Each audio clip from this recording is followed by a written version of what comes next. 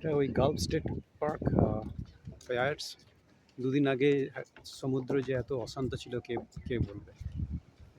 Guided ট্যুরে আমরা এসেছি সবাই মিলে।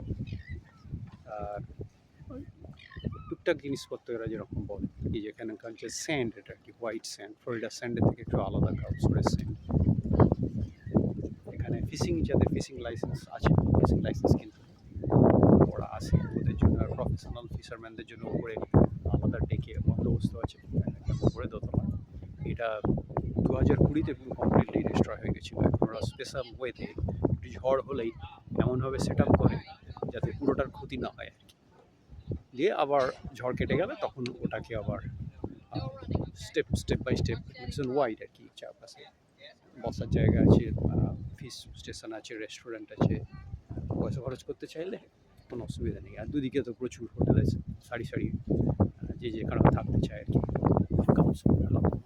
স্টুডেন্টরা প্রচুর আসে অরেঞ্জ বিচ রিজিয়ন। আমরা এসেছি গাইডে ঘরে ফিরে যাবো আটলান্টিক ওশান। কে বলবে দুদিন আগে এত অশান্ত ছিল, ইনফ্যাক্ট আজকেও যা ঢেউ